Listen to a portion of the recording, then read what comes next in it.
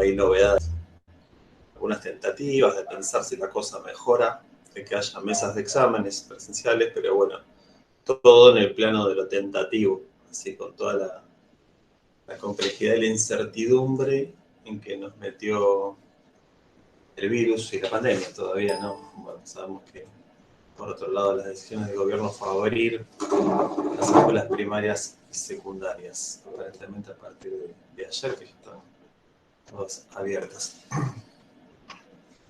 Bueno, a ver algunas caras, qué bueno, gracias que se pueden ver algunas caras del otro lado del mostrador.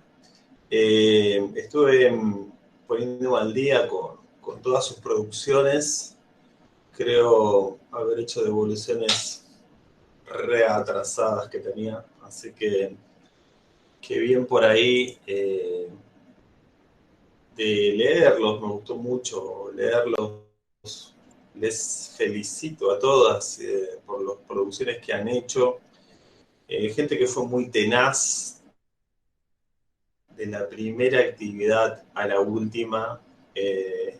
Tanto mujeres como varones han escrito mucho, han intervenido un montón. Así que los vuelvo a felicitar, porque bueno, también demuestra el grado de responsabilidad que tienen cuando hacen las cosas, cuando escriben, cuando expresan su pensamiento.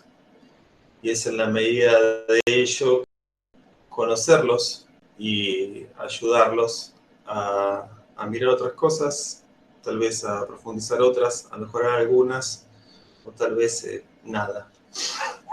Puede ser que no pase nada, pero sí ayudarlos a pensar que esta materia sea un puntapié importante para la expresión y sobre todo que tengamos algunas neuronas pensando desde el rol del educador, la importancia que tiene el hecho de escribir, el hecho de analizar, el hecho de tratar de comprender estéticas, imágenes, pinturas, fragmentos de películas, cosas que el día de mañana, y sería lo deseable, ustedes como educadores del siglo XXI sepan y aprendan desde que están en la carrera cómo utilizarlos y cómo provocar pensamiento, reflexión, comprensión acerca de lo que se observa, acerca de lo que se ve y pueden articular un discurso al respecto, ¿sí? Que recordemos que nuestra formación, un poco lo va a recuperar el texto que les di, que ha sido muy pobre en relación a multiplicidad de recursos. ¿Qué tal Rita y demás chicas que entraron recientemente? Un gusto. Les decía, primero fue saber cómo están, lo humano, primero lo humano y después todo lo demás. Creo que esa es la fórmula por la cual nos debemos manejar en la vida. Un poco como la mafia que preguntaban por la familia primero. No, pero creo que lo preguntamos desde otro lugar, desde lo humano. ¿Cómo estamos? Y desde ahí ver qué hacemos. Otra vez estoy admitiendo gente. Bueno, ¿qué tal? Buenas noches. Un poco la idea de hoy, más allá de si es una clase formal o no, es tratar de organizarnos en pro de lo que han hecho. Venía diciendo que estuvieron muy bien, gente que trabajó con mucha tenacidad, todos los ejercicios que fui sembrando en el aula, y quedaba por ahí plantado un ejercicio de integración mucho más rico, más, si se quiere, más riguroso en algunos términos, que fue el último trabajo que pusimos, que hay tiempo, no hay que hacerlo eh, con el mayor de los rigores posibles, porque lo que hace ese trabajo práctico es recuperar gran parte de lo que vimos durante el comienzo de nuestras clases. Obliga a ir pasos hacia atrás, a volver sobre nuestros pasos y a mirar los artículos que hemos visitado. Hace el filósofo Gustavo Varela, los pensadores sociales, en especial el pensamiento de Karl Marx, en el texto de Sara Lipsik, y el pensamiento o el texto que resumía un poco el recorrido sobre la conquista, por decirlo así, de un posicionamiento en el estatus disciplinar de las ciencias sociales, es decir, pasamos de no existir a ser ciencias dignas de ser consideradas como tales. Fíjense que no es menor el mérito. Fíjense que, bueno, mucha gente cuando piensa en ciencia no piensa en las ciencias sociales, piensa en otras ciencias, ¿no? Pero tal es el caso de, bueno, de ese artículo tan maravilloso porque es claro y concreto y va recorriendo un poco cómo las ciencias sociales se constituyeron como disciplinas. Y después nos metimos en la arena, en el mundo, en el mar de la educación, con los textos de Silvia Birx en especial, esta cuestión que hablaba de la educación como fenómeno humano. Desde ahí, bueno, empezamos a estirar de la soga para pensar a la pedagogía, para pensar a la ciencia de la educación, para pensar a la didáctica. Yo siempre he inclinado hacia un costado que tiene que ver con mi propia formación como profesor en historia y especialista en enseñanza de las ciencias sociales, incliné la balanza hacia ese campo, ¿no?, de saber. Por eso que van a haber recurrencias en cuanto a pensar recursos para la enseñanza de las ciencias sociales.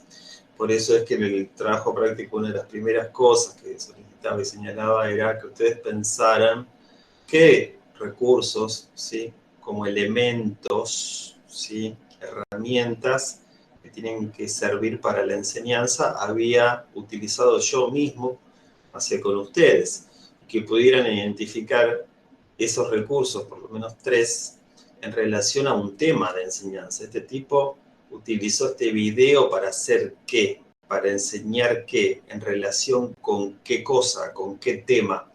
Entonces vamos también ahí descubriendo un poco el métier, la cocina de lo que hacemos los educadores, que básicamente lo que hacemos es tratar de enseñar. A mí me gusta usar potenciales, ¿sí? Porque, bueno, aprender es todo un tema que es bastante complejo y tiene que ver con un montón de circunstancias, ¿no? Pero sí, sobre todo, nos preocupamos por la enseñanza. El aprendizaje, bueno, vamos a ver si eso se logra. Y aparte que no todo lo que se enseña el otro lo aprende, y eso está muy bien. Aprender y conocer es una relación con el tiempo, desde mi perspectiva. Pero sí de ir viendo estos recursos, estas cosas que uno va sembrando con tanto cariño y con tanto amor, para que se haga más amena, más amable este espacio.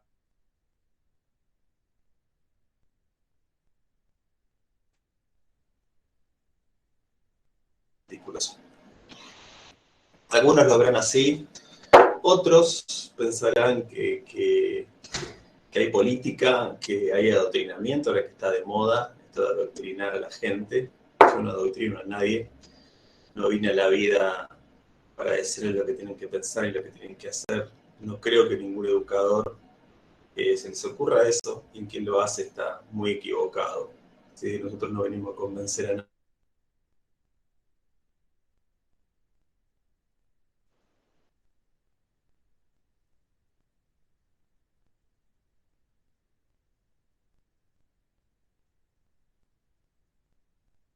Porque uno sea ni más ni menos inteligente. Profe, se le corta, se queda tildado. Bueno. No se o me a mí, por escucha. ahí.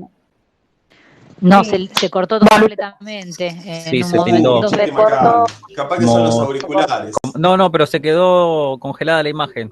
Unos 30 Ahora, segundos. No, 30 ahí está segundos. bien. Bueno, venía diciéndoles toda esta declaración de cosas en pro de las devoluciones que me han hecho, en pro del contexto en que vivimos, ese tipo de cuestiones, y lo que para mí es un educador tipo que va sembrando cuestiones, dudas, interrogantes, y que tiene un arsenal de criticidad que lo fue construyendo a partir de ir asimilando teorías que son críticas desde ya. Y si quieren, toda educación está atravesada por la política en el más amplio sentido de la palabra. Educar es un hecho político por excelencia, y desde ya que yo no escapo a eso, ni mucho menos, ni me hago el que me la paso de costado a la política, al revés. Para mí respirar es hacer política. Todo lo que hacemos en la vida política. Y lo que no hacemos y dejamos que hagan los demás también es un hecho político. Entonces es importante ser consciente de eso. La política no se restringe a votar una vez cada 4 años. Así enseñe matemáticas, uno puede hacer política y pensar políticamente, porque la educación está atravesada de un sentido, de una política, está pergeniada, está pensada por el Estado, está orientada, está pensando qué tipo de ciudadano quiere, etcétera, etcétera, etcétera, etcétera. Sobre todo ahora que nos metemos, que está bienvenido Miguel, nos metemos a pensar los diseños curriculares, por ejemplo, estamos pensando en esto también, ¿no? En que no partís de la nada cuando analizás la educación, partís de que el Estado decide qué enseñarle a esos ciudadanos. Y lo decide este Estado capitalista argentino, y lo decide el Estado excomunista chino, y lo decide el Estado socialista cubano. Toda la educación del planeta está decidida, o la gran mayoría, por el Estado. Es decir, que es una práctica planificada, pensada, elaborada por los expertos y por el poder. No es ninguna novedad eso. Y quien tenga alguna, se caiga ni para mover a nadie de la silla, pero de alguna forma para poder pensar estas tensiones de cómo está atravesada la educación por la política, por el poder, por la ideología en el sentido más amplio de la palabra. No significa que esto se reduzca a ser K, a ser M, a ser libertario o a ser del Partido Obrero. Eso es panfleto, eso es lo menor de la política, que la verdad que deja mucho que desear la política partidaria, por lo menos para mí hoy en día, en alguna de sus mayores expresiones. ¿Qué más? Algo pragmático. La gente que hizo como mínimo 3 o 4 actividades, dése por aprobada en el primer proceso. Yo no todavía ni siquiera terminé de enviar los avances del primer proceso. Así que eso se computa a partir de 3 como mínimo trabajos que tienen que ver con intervenciones, en lo que fui sembrando durante el aula, y incluso este trabajo que hicieron muchos laburos. La verdad que yo miré y dije, wow, había un montón de trabajos. Tanto la imagen de Bernie en relación con el video de Carlos Esclía, porque parece un amigo, pero no conoce a nadie de él, no habla arriba del colectivo. Después, bueno, tiempos modernos en relación, en vínculo con el texto de Gustavo Varela, y alguna comienzo por ahí con el video de Pink Floyd, de Wall. Empezamos a pensar desde ahí, desde la musicalidad, desde lo visual, este mundo que tiene que ver con la educación, con las políticas, con la ciudadanía y con la formación docente.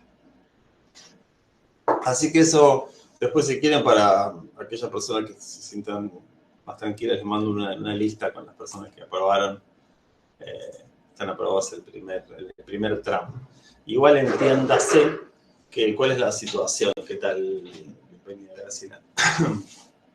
Que las personas que pudieron hacer esos laburos, sobre todo todos estos trabajos fueron sembrando, están aprobadas en ese proceso. ¿Quién no? Y quién recibió un rehacer el laburo porque, bueno, no estaban atendiendo a las consignas específicas que yo les planteé. Acá sí, por ahí uno se pone un poco quisquilloso porque, bueno, no vale responder lo que quieran, sino que responden porque, bueno, estoy laburando yo, dirijo este proceso de enseñanza yo y hablo consignas. Y, bueno, las consignas están para ser respondidas a partir de eso, ¿sí? Por ahí a veces ven que hay, voy a citar a alguien por citar el caso de Graciela o el caso de, no sé, de Miguel, que han hecho buenos laburos, así todo he hecho observaciones. Le he metido la cucharita, he dicho cosas que por ahí le faltaban en mi criterio, o podían ampliar, o sumarle más a un laburo, por más que haya puesto un número, ¿sí? Pero bueno, no significa más que eso, más. Creo que violé una norma porque ni siquiera valía poner numeritos. Después me acordé que no hay que poner numeritos, sino textos, esta cuestión de aportes, llamémosle así. Y quien no, y que puse que cosas que me parecían que estaban insuficientes tienen que ver en relación con no responder específicamente a lo que se solicita en las consignas. Después, si hay alguien que necesita mayores detalles de eso, paso a hacerle mayores detalles, no tengo ningún inconveniente, estoy para eso. Organización para el progreso. Orden y progreso. Se ríe la cara. El 12 de noviembre se acaba la fiesta. Se terminan las clases, por decirlo así. Lo agendan por ahí, ponen una cruz, así que, tipo, the end, así. Bueno, debo agradecer antes que algunos de ustedes participaron de un taller de cine que dimos con un compañero. Así que, bueno, muchas gracias por participar de él, la gente que pudo participar. Sé que lo hice en un horario donde pocas y pocos podían estar, pero bueno, era el horario que teníamos. Así que, bueno, va a haber pensado otros encuentros también que tienen que ver con esto de arrimarse a una obra estética, tanto sea una obra de teatro, un film, una película, un texto, una novela, y nada más sea eso, la invitación, leer, escuchar, mirar, y reflexionar e intercambiar. Parece poco, pero yo creo que es mucho en un mundo veloz, rápido y consumista como el que vivimos. Estamos siempre sin tiempo, vivimos así, vivimos con hacer lo que teníamos que haber hecho antes de ayer, más o menos, una cosa así, no qué sé yo. ¿Qué es lo que espera uno, ¿no? Jubilarse para tener tiempo para hacer lo que no debía haber hecho hace 16 años atrás. Bueno, más allá de mis chistes, siempre tienen algo de social, algo de lacerante. Por ahí, bueno, veo que Freud, Sigmund Freud, siempre que pienso en cientistas sociales, me acuerdo, bueno, siempre hay algo ahí latente en los chistes, decía Freud, ¿no?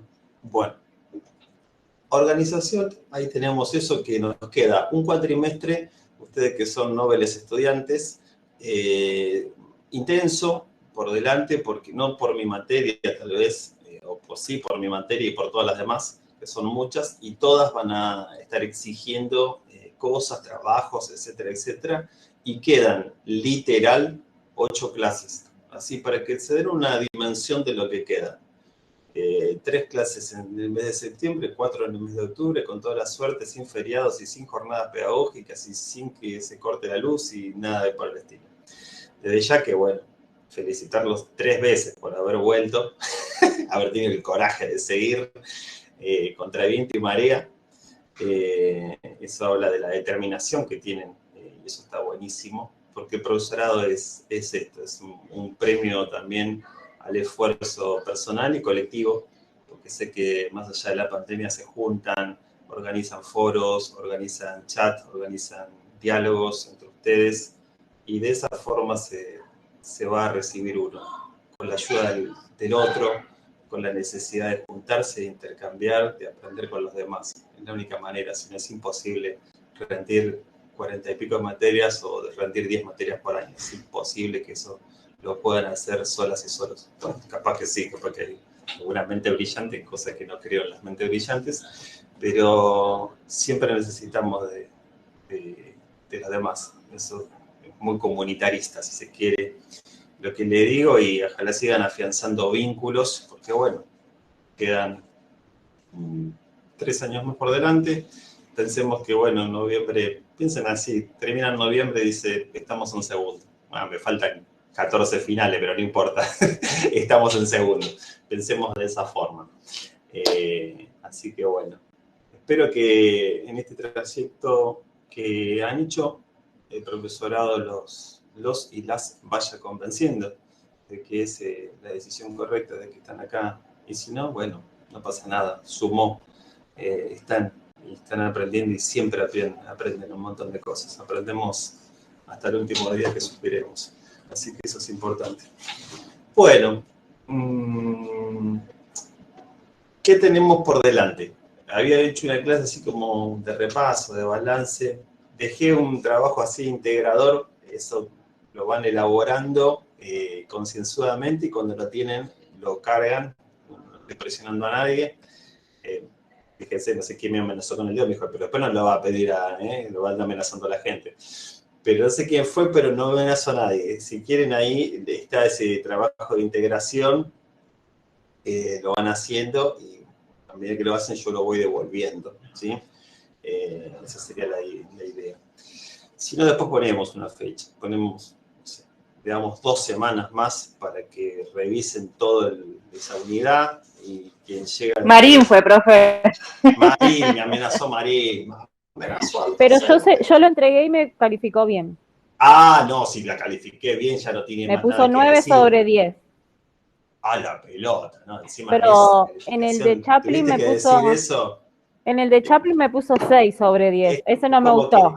es como quien dice, cuando viste, se presentan y dice tengo 19 años. O sea, no te pregunté eso, pregunté que se presentaran. Pero yo Con no quería 19 decir. años.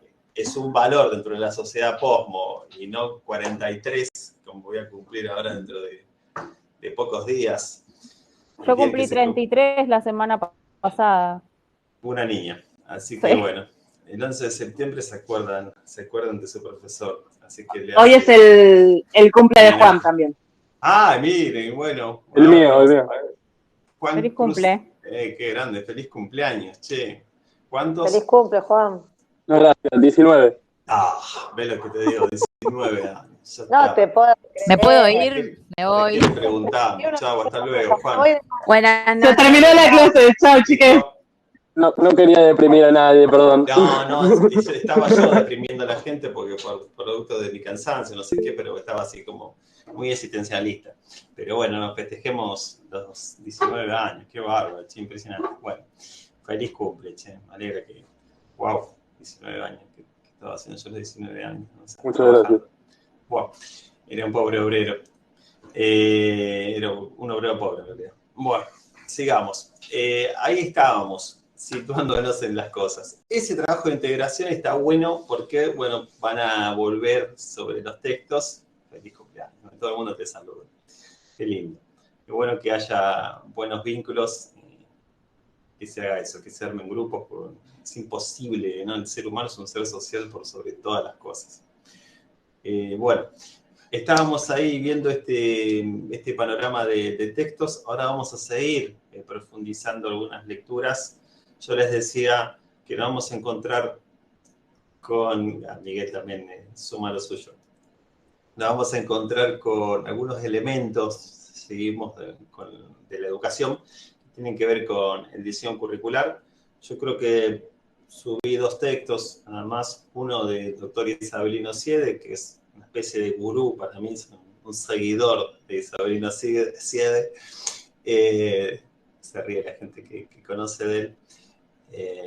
Miguel también conoce del doctor Isabelino Siede, que nos visitó varias veces en el profesorado, una y otra en el 50, cuando anduve de visita para allá.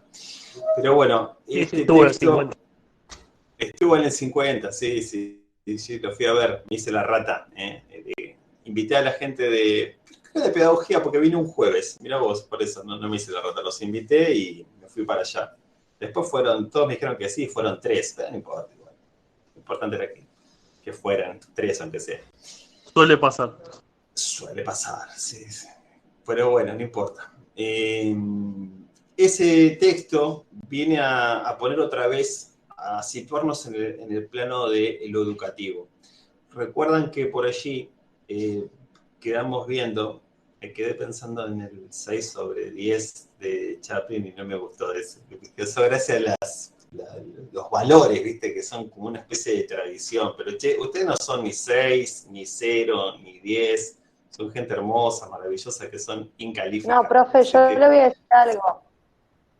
No estoy viendo y usted a mí no me puso ninguna nota. ¿Por qué hace ese bullying conmigo? A Marín le pone nota y a mí no. Ah, puede ser, porque hay cosas que me las han entregado vía pestaña y tenía nota y otra gente me comentó debajo, pero yo traté de hacer devoluciones debajo. Igual las voy a considerar, las cosas que han hecho, sí. Me hacen bullying, Dios mío, ahora empezamos como los chicos, ¿no? Las notas. Bueno, ¿por qué puse notas ahora? En fin, está bien. habíamos quedado que el siglo XIX, por decirlo así, parió a las disciplinas sociales, ¿sí? Las consagró en un estatus determinado y que nacían al calor del nacimiento del Estado, ¿sí? Acá tenemos como una cosa importante que es el nacimiento y la consolidación del Estado-Nación. En Argentina ese Estado se construye, se consolida. Voy a hablar un chiquitín sobre la historia argentina, poquititos. En la historia argentina ese Estado se construye a partir de las presidencias liberales de Mitre, Sarmiento, Avellaneda y Roca, ¿sí? Rompe con un mito esto. La patria o la Argentina o la argentinidad no nació en 1810, ¿sí? Con el proceso revolucionario de Mayo.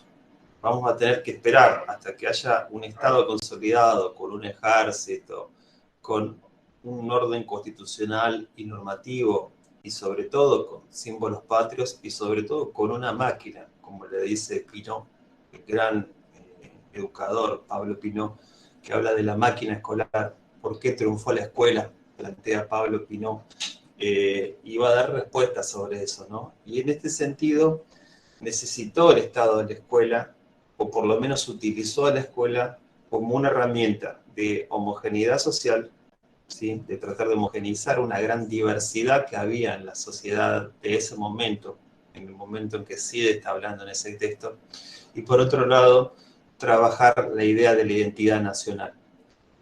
Es decir, en el discurso político del Estado y en las preocupaciones del Estado en el momento de formación de la escuela, estamos hablando de un contexto de fuertes corrientes migratorias en Argentina. La Argentina cambia su composición social, más de la mitad de la población va a ser extranjera, ¿no? Para 1900, 1912, va a cambiar paulatinamente la configuración de la sociedad. En ese texto, Siede habla de qué se enseñaba en la escuela primaria, qué se enseñaba, si se quiere, en el orden de las ciencias sociales, incluso en la secundaria. Entonces acá hay dos raíces que adopta el sistema educativo nuestro. Mira a los franceses, le interesa el sistema educativo que tiene Francia, de ahí que seamos filo-franceses desde mi punto de vista educativo. ¿A quién le interesa eso? A la élite, ¿sí? Y sobre todo están pensando no tanto en una cuestión mecanicista, marxista de tener un sistema educativo que sea el reflejo de la producción, porque todavía no había mucha producción industrial ni nada de eso, eso no existía, sino que un Estado moderno tiene que tener un sistema educativo. Eso es, pongámoslo en el lenguaje de la época, un signo de civilidad, por decirlo así. Un Estado civilizado tiene escuelas, bien, y tiene trenes, ¿no? Y tiene calles, y tiene luces, etcétera, etcétera, etcétera. Bueno, en esa máquina escolar se va a tratar de homogeneizar a la sociedad y se va a tratar de convencer a nuevas generaciones de que tienen una identidad en común. De ahí la idea de que la escuela, la historia y la geografía van a servir. Fíjense, ¿no? Discuten el adoctrinamiento de una persona que por ahí se desquició, que le faltaban un par de más semanas de vacaciones, alguna licencia psiquiátrica, pero en ese momento se pensó que la escuela era una máquina para convencer a las futuras generaciones de que sintieran amor a la patria. Acá viene esta idea de la educación patriótica, esta idea de que las ciencias sociales tienen que construir, ayudar a construir una identidad nacional, una identidad para todas y para todos los argentinos. De hecho, si ustedes se fijan, nosotros nos llamamos República Argentina. La élite dominante crea y construye un sello en el cual engloba a un montón de diversidades, que somos muy distintos, estamos llenos de pueblos originarios, de quechua, aymara, guaraníes, tobas, mapuches, bueno, toda esa realidad heterogénea que tenía la Argentina es aplastada bajo la idea de una república blanca y civilizada, que habla español, ¿sí? Que habla la lengua, una lengua, hay que imponer, hay que homogeneizar una lengua, y sobre todo la historia le va a brindar un relato en común. Van a construir, a partir de una ficción de la historia, un relato común para todos esta diversidad de gente que habita el suelo argentino. los inmigrantes, los extranjeros, tenemos que convencerlos de que hay un pasado en común, y para eso la historia va a ser utilizada para eso. ¿Es algo propio de Argentina? No. Propio de Argentina, de algunos países latinoamericanos y de algunos países de Europa. En otros países las ciencias sociales no trabajaron de esa forma, o por lo menos el Estado no identificó Profe, a yo los estuve ciudadanos con el leyendo asunto. y dice que en España no usan símbolos patrios en las escuelas, Capaz y es que en en Brasil América tampoco. Latina. Brasil, con todo, el mismo CIEDE contó que le llamó la atención, que no podían identificar las escuelas porque no tenían bandera. Le llamó mucho la atención. Uno cierra los ojos y piensa en una escuela y ¿qué piensa? Sí, piensa ¿No? en la Piensa bandera, en en los la bandera, en el escudos. escudo. De hecho, cerrar los ojos y te lo mandaban a hacer cuando eras chiquito, agarrar una caja de zapatos, ¿no? Le hacía la puertita a la bandera, y le ponía la bandera, y bueno, eso es una escuela, había quedado como una especie de marca, ¿no? Sí. Lo de España es por la dictadura de Franco que tuvo, que fue una cosa tan marcada, el fascismo y el nacionalismo, y como estuvo 30 años en el poder o 40 años en el poder, bueno, la gente en España, hablar del país como algo, tipo, nación, digamos, sentirse identificadas como patriotismo en España es como ya complicado. O sea, mostrar un símbolo patrio, y eso es como que se ve identificado con la extrema derecha, por eso. Bueno, pues gracias por tu aporte, Juan. Hay algo ahí que tiene que ver con lo que vos comentás, que puede ser bastante bien cierto. Pero bueno, y acá tiene que ver con una realidad específica. La élite dominante temía que se disolviera la sociedad. Recordemos ¿qué hacían los italianos, los franchutes, los gallegos que venían de España? Nosotros le decimos gallegos como ellos nos pueden, como gente que nos dice porteño, nosotros a todos los argentinos que no lo somos, pero los gallegos saben que no son todos gallegos. De hecho, hay indios en España, que son los vascos, parece ser que son como una especie de etnia que nunca se ha como mezclado con nadie, o con muy poca gente, tienen otra tradición ese pueblo, el pueblo vasco. No sé por qué hablé de ellos, pero bueno, saben que tienen un idioma, una bandera, una cultura. Para aquellos interesados en eso, hay una espléndida serie que se llama Patria, una serie que creo que es de HBO, excelente, cuenta el problema de los vascos en España. Problemas que, muchísimas cuestiones que tienen que ver, que no resolvió el casamiento de Isabel la Católica y Fernando de Aragón. Recuerdan que allí fue uno de los primeros estados que se constituye, pero siempre bajo la presión, si se quiere, del Estado, de las armas, de la guerra y de todo eso, hasta el día de hoy que están todos detonados, ¿no? Los catalanes, los vascos, los euskera, bueno, todas estas tensiones a los separatismos que conviven en el mundo globalizado, ¿no? Es una cosa muy, muy loca y extraña, que sucede, pero sucede. Bueno, estábamos hablando de la identidad nacional, y la geografía también aportó lo suyo. Recordemos que la geografía tenía que ver con la institución militar que empieza a pensar la idea de las fronteras, de delimitar perfectamente y específicamente los límites territoriales. ¿Qué es la Argentina? La Argentina es esto, es este espacio bien definido, y que también tiene que ver con esta impronta nacional y ese discurso, ¿no? Los 4 climas, la Argentina, sus plataformas continentales, y todo, de describir pormenorizadamente la superficie de la Tierra y hacer mucho hincapié en el tema de las fronteras. Toda esta cuestión que tiene que ver con la identidad nacional o con lo nacional. Les decía que los franchutes, los tanos, los polacos, etcétera, los armenios, se juntaban en la Argentina y formaban mutuales, comunidades, sociedades de fomentos, barrios, etcétera, etcétera, y persistían en sus tradiciones culturales, en su lengua, etcétera, etcétera. Por eso también lo ven como un peligro de no poder asimilar a estos colectivos que mantenían su lengua. Todavía hay algunos tanos y gallegos que hace 48.000 años que están en la Argentina y siguen hablando de la misma manera que como se fueron de Italia, como se fueron de España. Creo que hay ciertas resistencias culturales también, no hay. Pero bueno, lo cierto es que el diseño curricular, o por lo menos las currículas del Estado, ustedes acá ya lo habrán visto con Claudia, que nunca está de más decirlo. Los diseños curriculares son proyectos políticos, culturales e ideológicos que tienen los estados de cara a sus ciudadanos, ¿sí? De cara a educar a los ciudadanos, a las jóvenes generaciones. ¿Para qué educan? Bueno, vamos a ver para qué educa la escuela o para qué sirve. Va a ser uno de los ejes de análisis que vamos a tener de aquí en adelante a partir del texto de Silvina Birx, que habla también sobre la escuela, para qué sirve la escuela. No es este, es el otro que viene, estoy pasando el otro. El texto que les puse ahora para leer tiene que ver con desnaturalizar un poco la construcción de esta máquina escolar que están presente en nosotros, que cerramos los ojos y nos imaginamos la caja de zapatos y la bandera.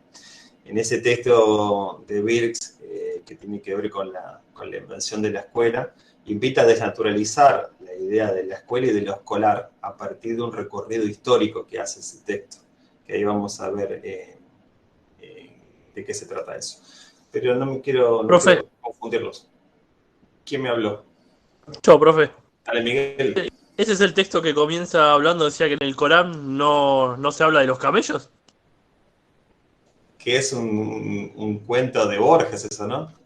Claro, porque empieza diciendo que la escuela es tan naturalizada que es como en el Corán no se nombra los cabellos porque se sobreentiende que hay, por eso. Hay camellos, exactamente. Sí, ese es el mismo texto. En ese texto, ya que lo traes a cuento, lo que hace Birx es inventariar, recorrer un poco para que nosotros desnaturalicemos que la escuela fue cambiando y evolucionando a lo largo del tiempo y buscando, aceitando una maquinaria que Pinot llama esta máquina escolar y se pregunta por su triunfo, cómo la educación fue cambiando y variando y fueron modificándose los métodos de enseñanza de acuerdo a el mundo antiguo, de acuerdo al mundo medieval y de acuerdo a la modernidad.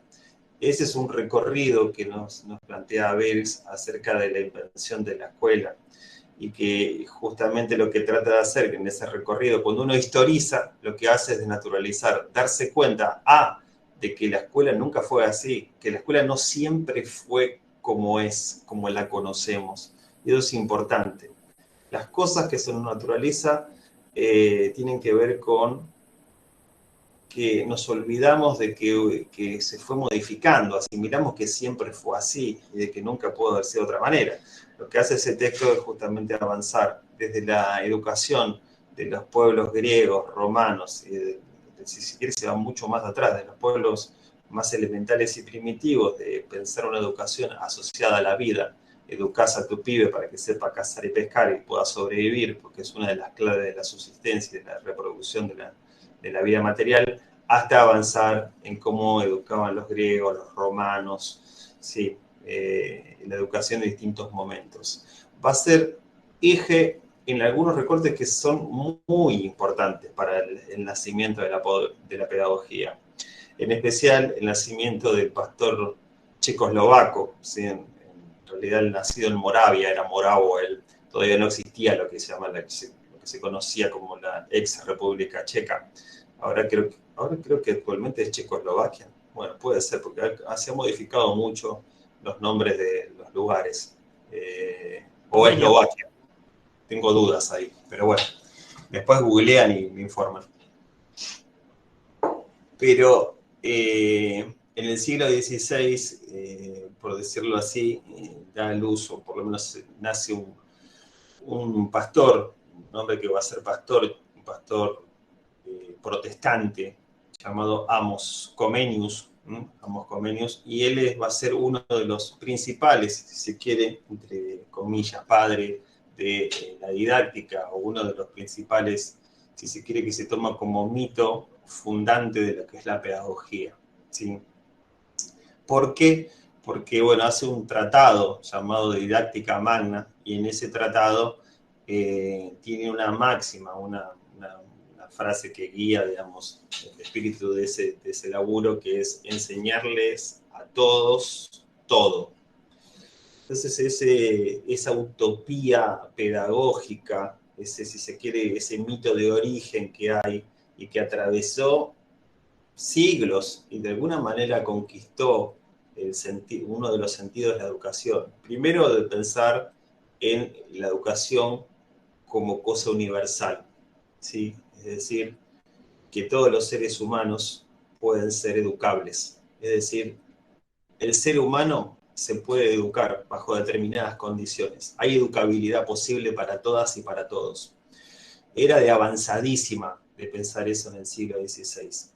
Lo único que en esa pedagogía que tiene que ver con pensar y construir una metodología de enseñanza basados en el orden, en la disciplina, cosa que va a ser muy recurrente tanto en Amos Comenius como en el padre La Salle, como en la educación de los jesuitas. Aparece esta cuestión del orden y del disciplinamiento de los cuerpos y del disciplinamiento de los espacios en los lugares de formación.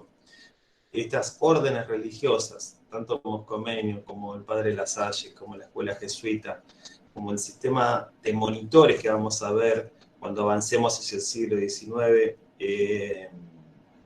siempre me olvido del nombre de este pedagogo británico, Lancaster.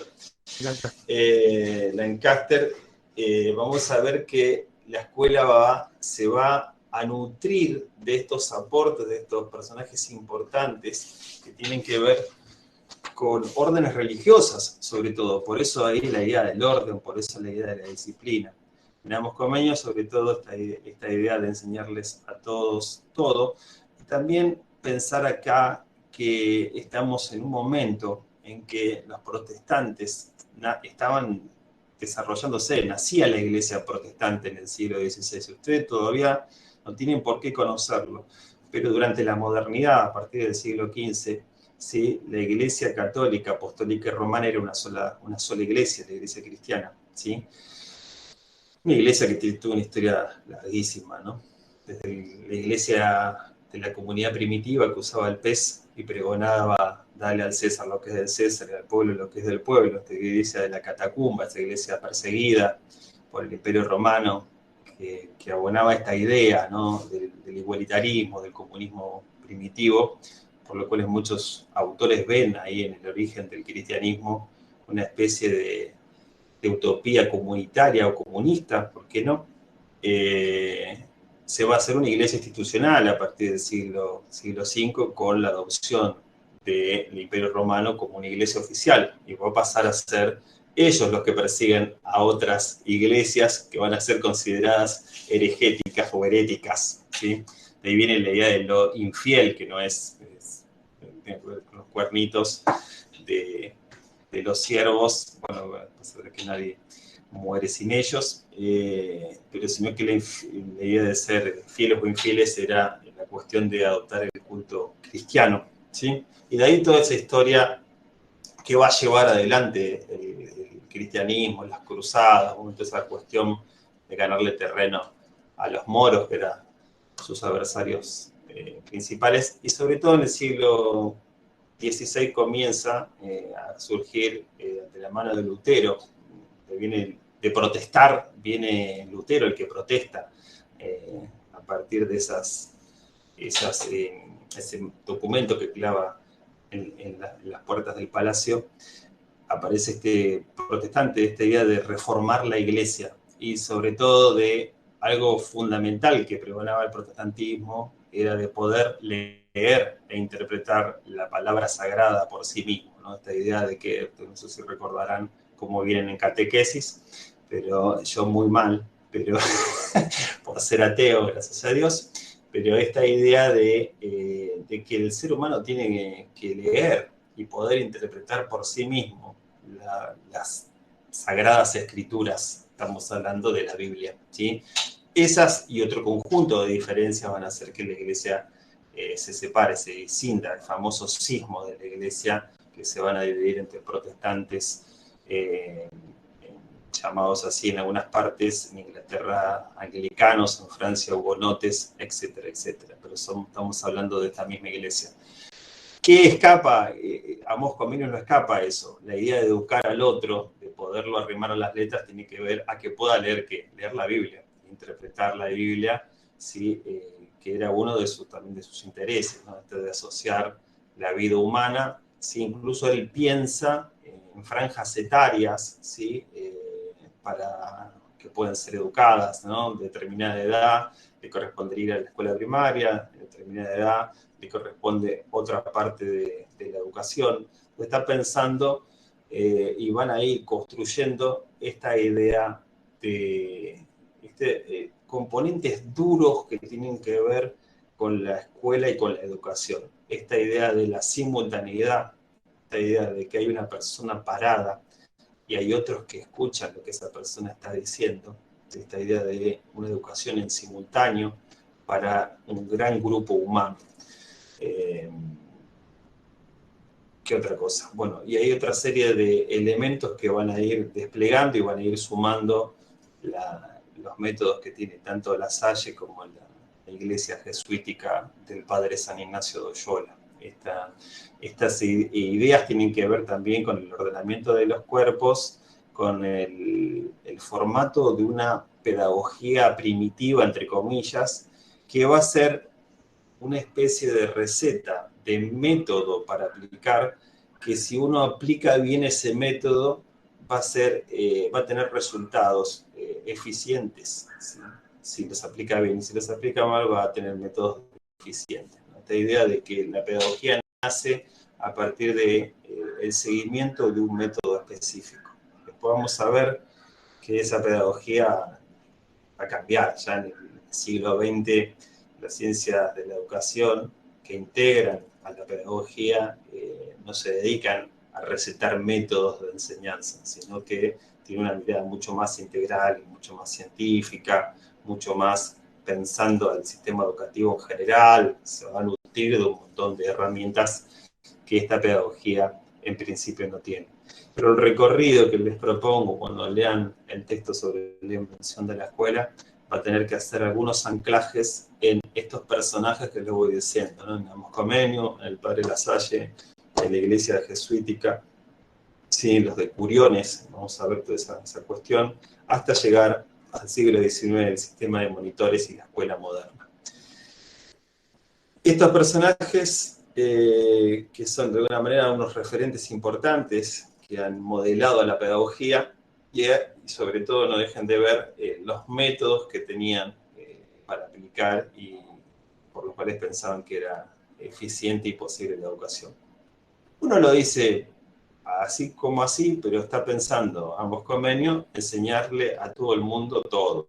La verdad que es una premisa hermosa, es una utopía increíble, ¿no? Para pensarlo en el siglo XVI, 400, 500 años antes de que uno diga, hable de la inclusión y que hable, ¿no? De que la educación tiene que ser para todos. Lo siguen repitiendo, lo siguen arengando, sigue siendo parte del discurso político contemporáneo esta idea de la educación. No hay un político que no hable, ¿sí? Sea del partido color que sea, de que hable que la educación tiene que ser como un derecho. Bueno, salvo algunos del Tea Party norteamericano, bueno, eso sí. Bueno.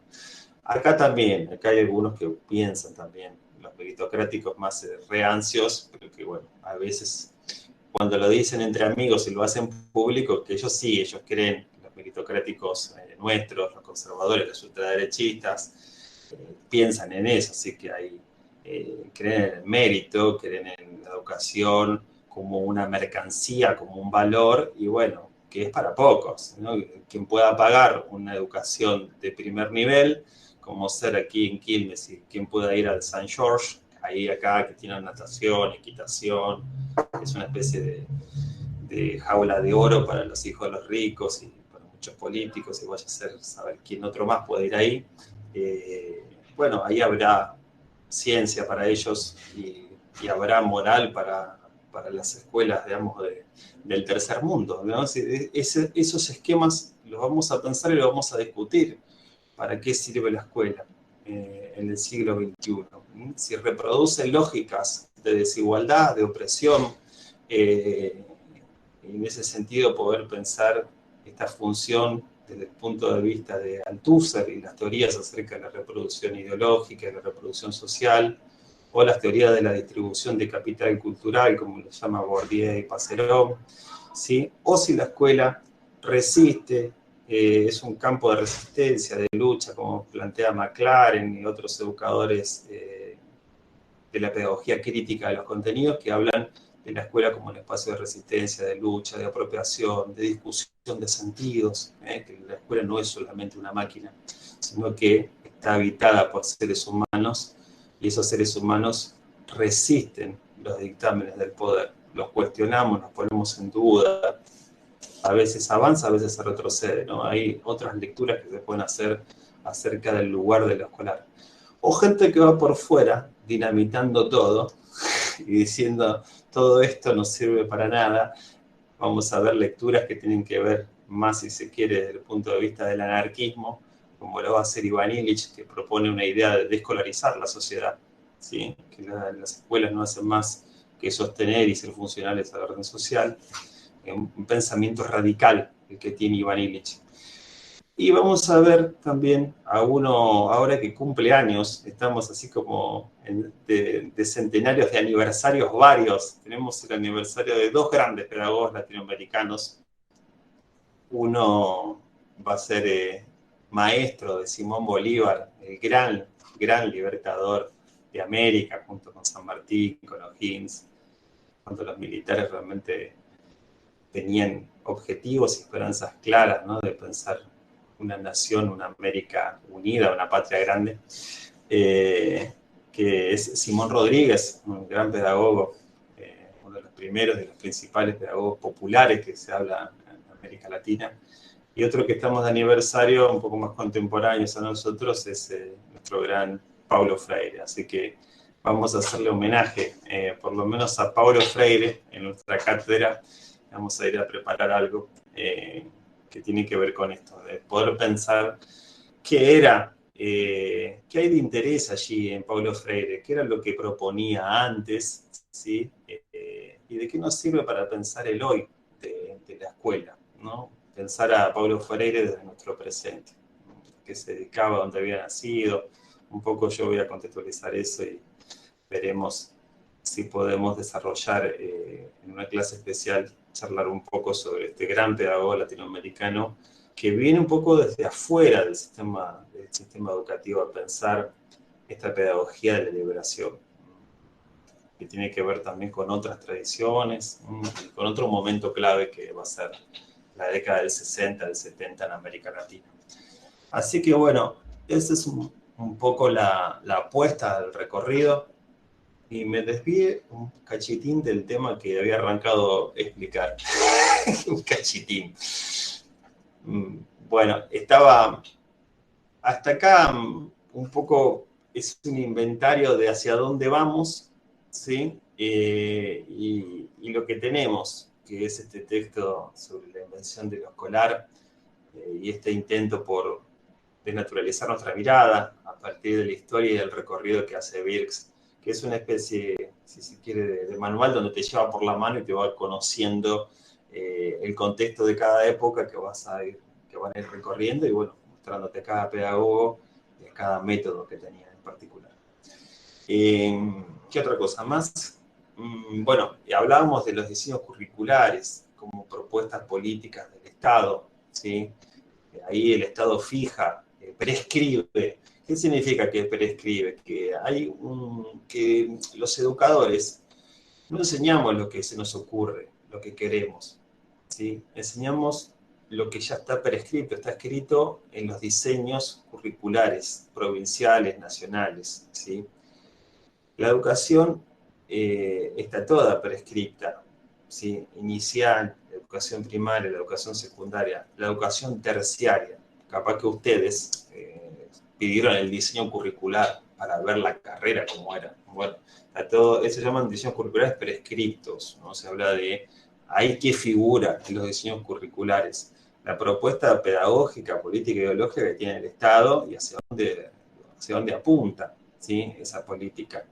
Y ahí básicamente van a encontrar un diseño curricular que se enseña a partir de qué recursos, el cómo se va a llevar adelante la enseñanza, o orientaciones didácticas acerca de esos contenidos, y va a haber un sentido, un para qué van a enseñar eso, ¿no?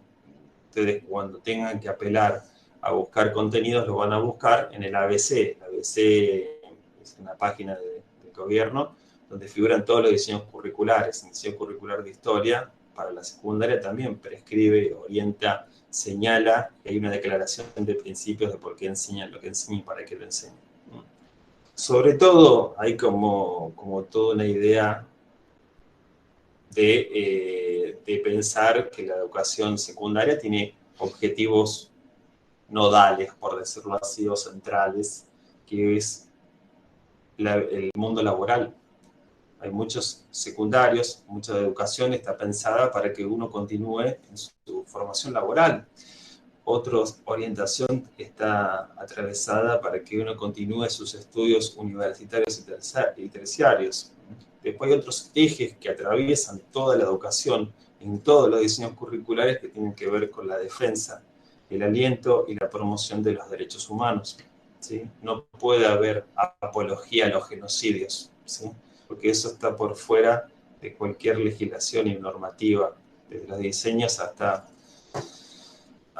no corresponde de ninguna forma, ¿sí? ¿Se entiende? Los diseños curriculares, desde que uno está en inicial hasta la universidad, hay políticas de promoción y defensa de los derechos humanos. Y eso tiene que ver con un contexto político. Recordemos que los diseños curriculares, sobre todo los de la secundaria, se modificaron durante los años 2003, 2004, 2007, 2008, donde gobernaba un gobierno de corte popular y nacional, por llamarlo de alguna manera, y también tenía que ver con toda una tónica a nivel continental, o por lo menos sudamericano, de emergencia de gobierno de izquierda, progresista, populista, o como quieran llamarlo, ¿no? Presidente Evo Morales, Correa, Chávez, etcétera, etcétera.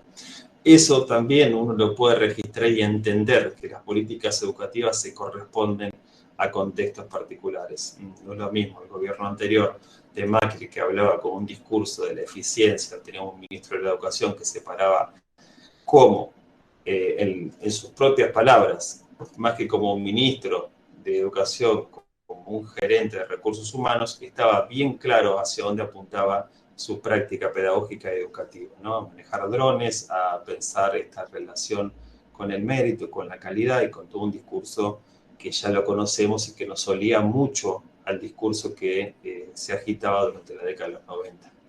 Bueno, por ahí ustedes eran muy chiquitas, en los 90 eran muy chiquitas, ¿no? Muy chiquitas, no puede ser.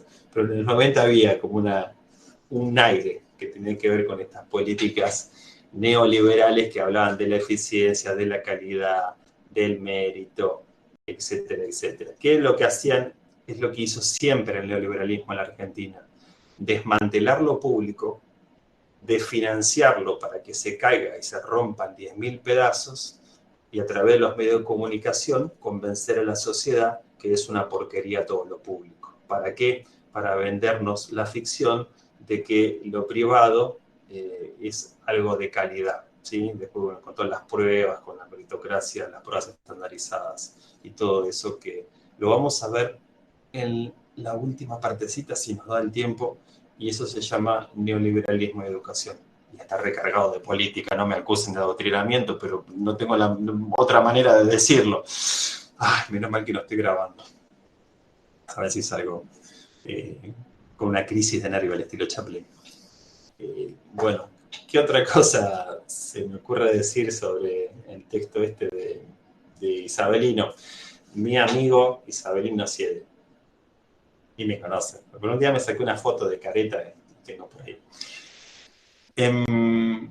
Ese texto es muy saltimbanqui. Yo por eso decía, diseños curriculares está esta idea de el diseño prescripto, el currículum prescripto, el currículum, recuerda, casi me olvido, el currículum oculto, ese que tiene que ver con las prácticas, no con lo que está escrito, sino con lo que se hace, se dice o se omite en la práctica pedagógica, ¿sí?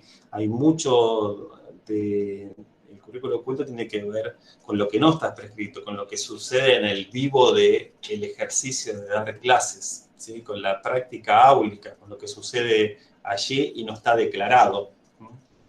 Hay muchos tipos de currículum. Yo no quería darles un capítulo sobre el currículum, que madre mía, me aburre mucho, a veces pensé que a ustedes les va a aburrir, pero algo sobre el currículum hay que decir.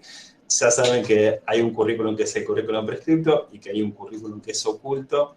Después tenemos un currículum que puede ser que se llame currículum en acción, que tiene que ver a veces con el uso de libros, de manuales o de libros que los docentes y las docentes lo usan como si fuera el diseño curricular. No sé, Bart Simpson, cuando le ocultan los manuales a los docentes de Springfield y la gente no sabe qué hacer de su vida. Digo, bueno, ahí hay una clara referencia a esta idea de pensar que el librito no es el caso acá de educadoras que tenemos acá adentro que valen oro, que piensan con cabeza propia, que bueno, que estudian, investigan y hacen millones de cosas y no se agarran del manual como si fuera el libro santo, que también es un triunfo esta idea de la manualización del saber con el mercado neoliberal y con la idea de generar un manual como el único elemento o el elemento central de nuestra praxis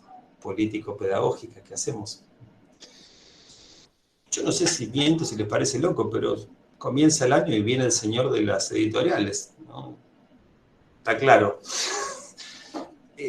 Y no tengo nada contra los manuales, pero también hay veces que es una ventaja también tener un libro, de estructura, pero muchas veces, se lo digo yo que he hecho muchas capacitaciones en diseños curriculares, llegaban las propuestas a las editoriales para producir manuales antes que dar las capacitaciones a los docentes. Así que bueno, fíjense cómo funciona también esta relación entre el mercado y la manualización de los contenidos.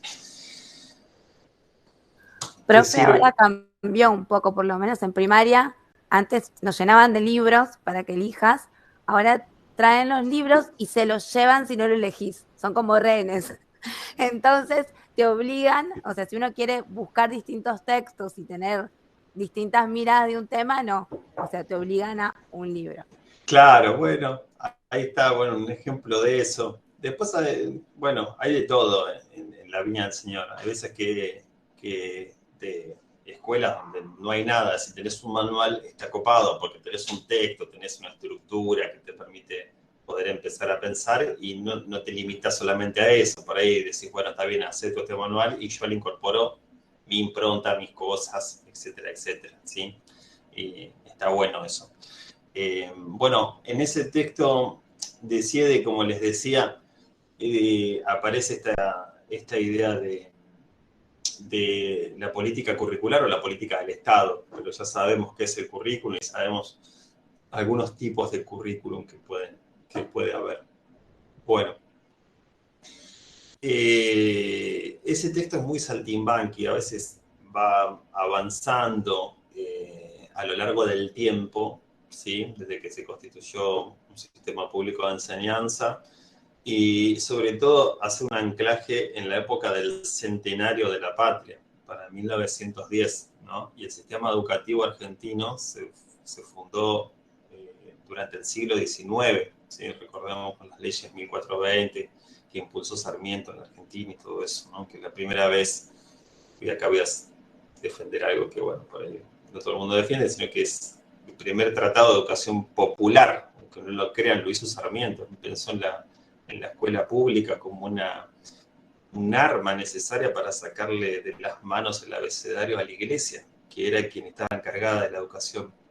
No por nada, digamos, costó tanto y hay tanta lucha a lo largo de la historia argentina con lo laico y lo religioso. Uno cuando empieza a tirar de la soga ve que hay mucha tensión alrededor y al respecto con eso. Lo cierto es que era una herramienta, el alfabeto empieza a ser público para todas y para todos a partir de esa ley de educación 1420 famosa en Argentina. Gran pensador intelectual, Sarmiento, con muchos matices, controvertido y controversial, Sarmiento. Siempre lo recordamos por lo más feo y más triste que hablaba y que pensaba en sus lecturas acerca del Facundo, esta idea de lo civilizado y lo bárbaro, que has hecho una cosa tremenda, ¿no? En el ámbito educativo de pensar esta dicotomía tan feroz, tan cerrada, que bueno, pero no deja de ser un gran pensador, un gran intelectual, un tipo que dedicó toda su vida a defender lo que pensaba con su pluma y con toda una serie de corajes. Tipo, recordamos que fue un periodista que fue perseguido, que anduvo por el mundo, que bueno, hizo 2 millones de cosas, fue militar, fue presidente, bueno, ¿y por qué lado lo recordamos? Porque había sido maestro. Es una cosa increíble. ¿Sí? Parece ser que como era un hombre pobre, recuerden los sarmientos sanjuaninos pobres, la élite lo terminó despreciando, ¿no? Poniendo en un lugar menor, pero nada de menor tenía otro Sarmiento, que terminó pensando que no podía reconocer bien dónde estaba lo civilizado y lo bárbaro en aquella gente que diluía la leche con agua para venderla, ¿no? Él tenía en su cabeza un modelo de desarrollo político, económico y productivo. Él pensaba en el desarrollo industrial, cosa que la oligarquía pampeana jamás, por lo menos en ese momento, le iba a dar, sino que se enriquecía en ese momento de una manera impresionante y no iba a cambiar de ese modelo, sino va a haber muchos atisbos de eso un poco más adelante. Bueno, dicho esto, el centenario 1910, conmemoración de la Revolución de Mayo, que quedó instalada como un mito, ¿no? Ahí nacería la patria, y sabemos que no, que la construcción de esa idea de la identidad nacional se provoca a partir de la escuela y de todas las prácticas, discursos y prácticas. Nos moldean con discursos y con prácticas, con cosas que nos dicen y cosas que nos hacen, ¿sí? Tomar distancia, saludar a la bandera, los rituales, la aurora, la marcha de San Lorenzo. Antiguamente se desfilaba, se marchaba como marchaban los militares. Hablaban de batallones escolares, se invitaba a las Fuerzas Armadas a las escuelas. A usted le parece loquísimo lo que le digo, pero era así.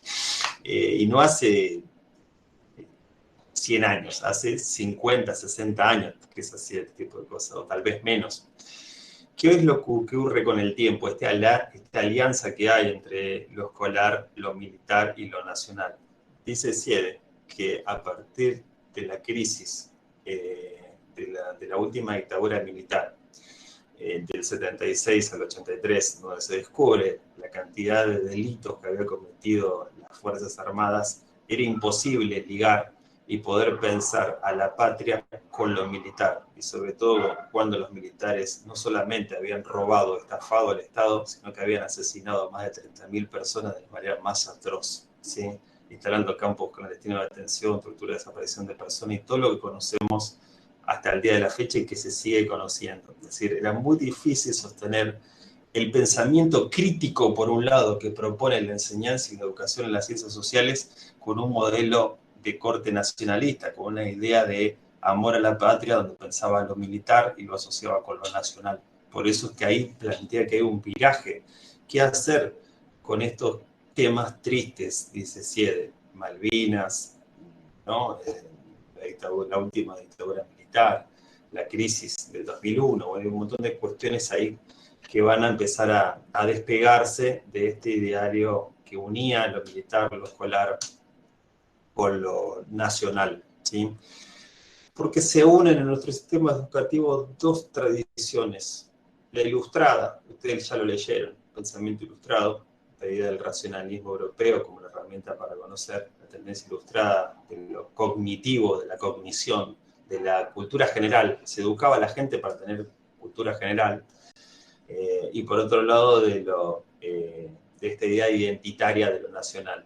Así que teníamos esas dos tensiones atravesando esta parte del sistema educativo pensado y diseñado desde el Estado, estas dos tradiciones tan fuertes que han modelado y nos han modelado también nosotros. Un poco es ese el recorrido que hace y dice, bueno, la función de la historia era esa, la de generar un pasado en común, la de generar amor a la patria, al igual que la geografía. Y la idea era acumular información, repetirla. La mecánica pedagógica era esa. ¿Cómo aprendo?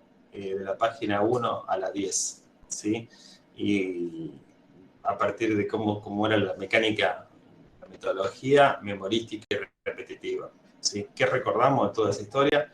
Que era en parte eurocéntrica y estaba atravesada por grandes baches donde no aparecían los pueblos originarios, donde no aparecían los afrodescendientes, donde no aparecían los gauchos, donde no aparecían las mujeres recordemos que eran la mitad de la humanidad y han existido siempre, pero la descubrimos hace poco, que están allí y tenemos que reivindicarlas, ¿no?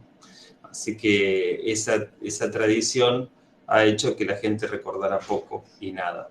¿Y cuál era una mecánica muy usada? Los cuestionarios, las geografías y las guías de preguntas, que eran cuestionarios más largos, por decirlo así. ¿Qué provocaba eso? Recortar y pegar, copy-paste. Corto y pego, voy a leer para responder. Preguntas que jamás me formulé en mi vida. Listo. Eso era de interesante. No sé qué hacen acá ustedes con semejante tradición, no sé qué es lo que están haciendo acá, qué es que les gustó de todo eso. Pero bueno, estoy haciendo una comparación para el absurdo, pero bueno, un poco era eso. Era aprender historia era aburridísimo. No sé cómo hay gente que le gustó la historia. ¿Sí? Por alguna cuestión que no pasa por ahí. Pero bueno, se pensaban cuando se hacían matemáticas y se memorizaban en las clases de historia, ¿no? Página 1 a la 50, de 10 preguntas, si respondía 7, tenía 7 sobre 10, no 6 sobre 10 como te puso un tirano. Es decir, bueno, y ahí se aprobaba, ¿no? Cuanto más capacidad de memoria tenías y de repetir, bueno, aprobabas. Y bueno, te hacías ciudadano, ¿cómo? Repitiendo el preámbulo de la Constitución, del 1 al 33, derechos y garantías, y de así para allá, ¿no? Es decir, bueno, un ciudadano aprendía a ser ciudadano repitiendo la Constitución de memoria y votando. Es decir, había toda una cosa muy restrictiva de eso, y un sentido restrictivo de lo que eran las ciencias sociales. Para terminar ese texto diciendo, no, las ciencias sociales hoy invitan a pensar. Hoy invitan a cuestionar, a reflexionar sobre las cosas, sobre las problemáticas que afectan e entristecen la vida de las mujeres y de los hombres en el presente, y ver qué respuesta se le da entre todos a esos problemas humanos que nos atraviesan, ¿sí? Entonces, bueno, definitivamente cambió, y se ha enriquecido el área de las ciencias sociales, ¿no? A partir de la irrupción de la historia social, de la historia de género, donde una escuela que la demandan por todos lados, ¿no? La demandan desde los derechos humanos, desde la educación sexual integral, desde la perspectiva de género, desde la perspectiva del movimiento LGTBQ, y no sé si me falta alguna sigla, pero bueno, es decir, hay una escuela y un sistema educativo que demanda, sobre todo, un montón de realidades nuevas y diversas que tienen que ver, por suerte, con una sociedad que se organiza, con una sociedad que respira, que lucha y que nunca se resigna a aceptar el destino que le asigna el poder. Por eso es muy lindo ser argentinos.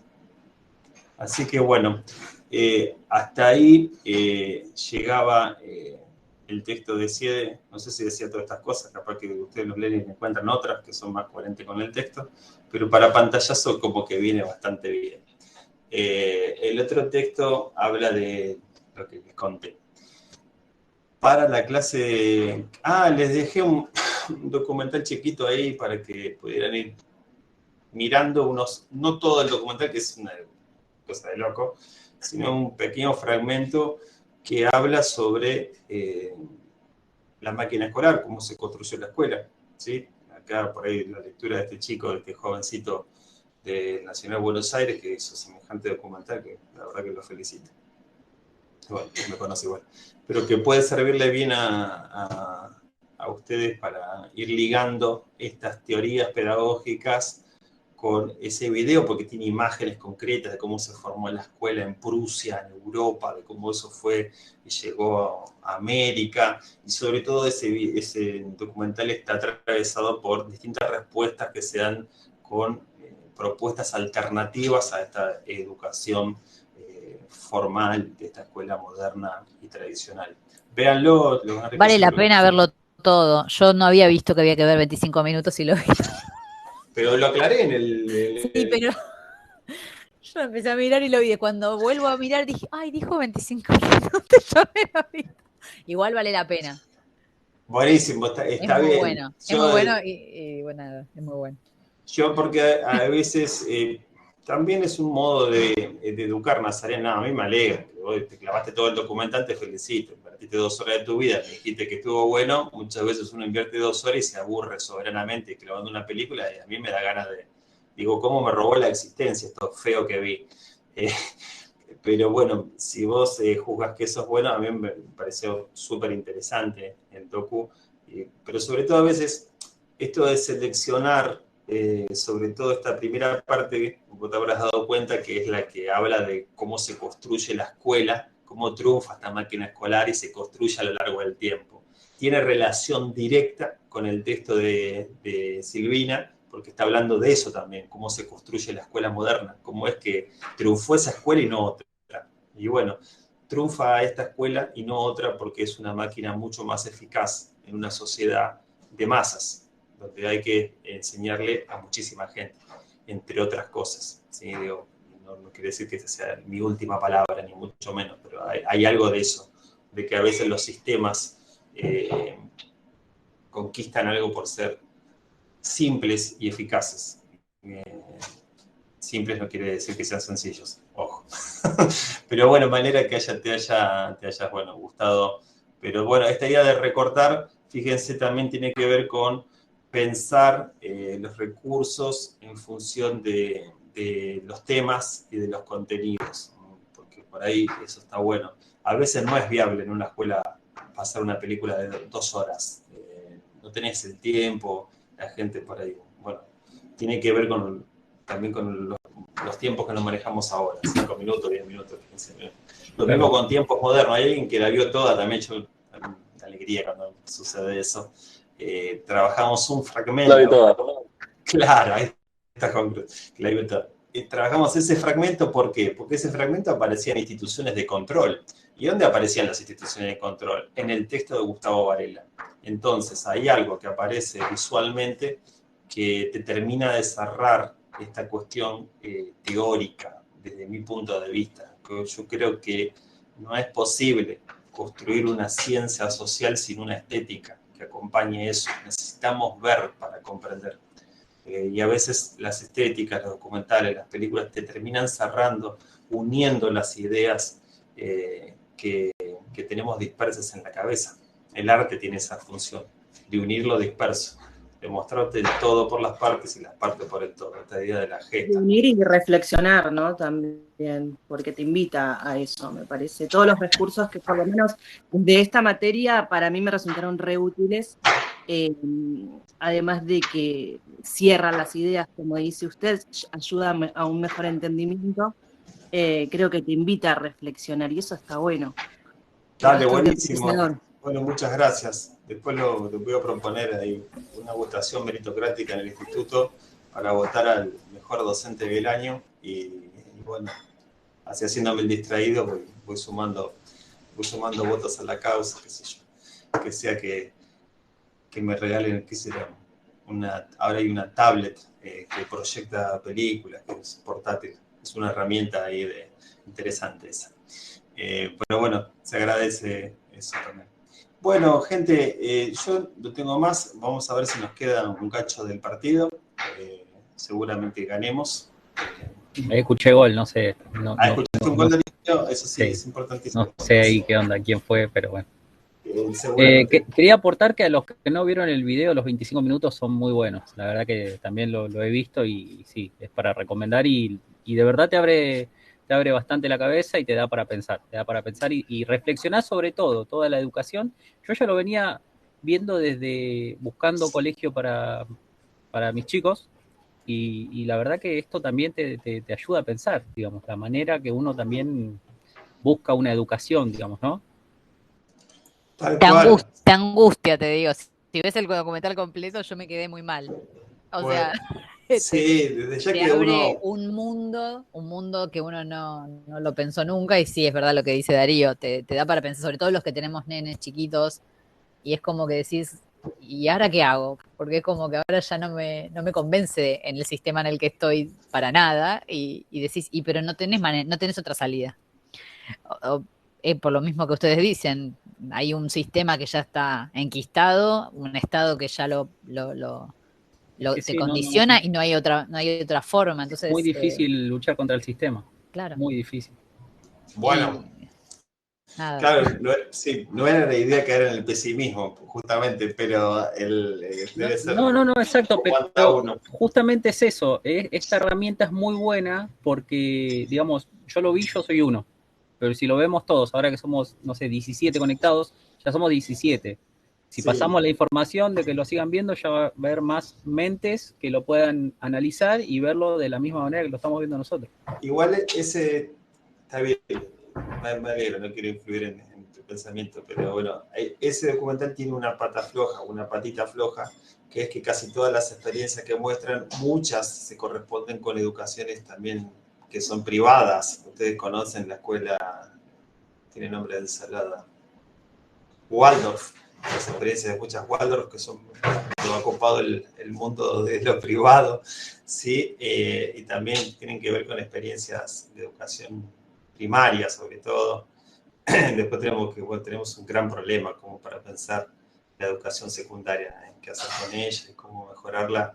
Creo que no somos los primeros que van a pensar eso y vamos a primero criticar y después ver qué cosas podemos aportar también. Creo que hay muchas cosas por hacer que puedan flexibilizar y mejorar la educación en la cual somos todos parte, porque bueno, es pública. Nosotros Yo venía hace un tiempo que venía pensando de que la educación como que quedó atrás de lo que la sociedad había avanzado, que ya necesitamos otro tipo de educación, y justamente lo veo también reflejado en un segmento del video, que justamente la sociedad necesita otra forma de educación, otra llegada, porque ya la tecnología, como en estos últimos 20 años, por decirlo así, que empezó la movida con el celular y el internet, las redes sociales, avasalló con todo. Y la verdad que hoy quedamos, digamos, muy expuestos, por decirlo así, y hasta hoy mismo estamos usando Meet, digamos, y utilizando la tecnología, sin haber estado preparados para esto. Y lo estamos haciendo todo así como va saliendo, digamos. 2 dedos usaba yo para mandar los mails, nada más. Sí, no, desde ya eso. Después vamos a ver un pequeño fragmento de unos 10 minutos que se llama de un video documentalista norteamericano, yo lo quiero mucho. Le dio cariñosamente el Gordo Moore, él no sabe de esto, pero bueno. Michael Moore hace un documental que es brillante, estamos invadiendo el mundo, y en un momento va y compara los sistemas educativos en otras partes del mundo y va a Finlandia, que estaba de moda. Y bueno, y creo que ese pedacito también muestra algunas cosas interesantes para pensar que es posible una educación pública y de calidad, ¿sí? Hacia donde apunta por lo menos el discurso de quien nos gobierna. Y bueno, y ahí también se ve, ¿no? Es interesante eso, que ese planteo que hay acerca de los sistemas escolares, no solo acá, sino que en el mundo. Se siguen pensando qué hacer y cómo mejorar estas cuestiones que tienen que ver con una escuela moderna que se construyó hace 200 años, ya tiene sus añitos, y estamos en el siglo XXI, ¿sí? Muchos, incluso acá mismo, todo el mundo sabe que algo, a ver, hay algunos peligros para mí, yo soy, si se quiere, un progresista, un tipo, si se quiere, que va, siempre estoy del lado de, si se quiere, nunca del lado de la derecha, pongámoslo así, pero hay unos discursos meritocráticos que también piensan en la idea de procesador mata escuela, ¿no? Esta idea de, bueno, pongamos computadoras y ya está. Pero ahí esas mitos o utopías, si se quiere, tecnocráticos en la educación que también figuran como un discurso y que tienen su veneno también. Pero bueno, vamos a quedarnos con esto picando, y la próxima vez que nos veamos charlamos, vamos a pensar un poco, nos corremos así del guión del cronos histórico y nos vamos a pensar la educación liberadora de la mano de nuestro gran pedagogo latinoamericano Pablo Freire. Así que charlamos por allá y les voy a subir algunos textos al respecto sobre eso. Breves, pero ricos y sabrosos. Así que bueno, muchas gracias a todos por estar ahí y a todas por estar del otro Una lado. sola pregunta, profe. Entonces, ahí de estos dos textos, ¿va a dar alguna guía de preguntas o los objetivos que puso ahí los hacemos y se entrega? Eso no entendí. No, yo no hice más que subirlos y comentarlos en general. Después veo si pergeño algo para... listo. Vos querés actividad para todos. No, yo entendí. No, me dijiste 2 semanas, pongamos una fecha. NASA porque está al día. NASA porque está al día. Está. No, pero usted hoy se lleva la tortuga por hacer ese tipo de comentarios. Está muy bien. Después vemos qué hacemos y por ahí pongo algunas preguntas claves ahí debajo y vamos charlando el texto. No quiero andar saturando a todo el mundo con actividades. Yo me refería al trabajo de integración final. De ese tenían 2 semanas. ¿De acuerdo? Vayan haciendo eso si tienen algo para hacer. Y si no, lean. NASA contesta por todos, profe. Y hagan NASA contesta por todos. Y hagan resúmenes, qué sé yo. Perdón, no hice ninguna pregunta. Ese tipo de cosas. Gente, nos vemos. Buenas noches. Chao, profe. Chao, profe, gracias. Tengan buena semana. Igualmente. Chao. Chao, buenas noches.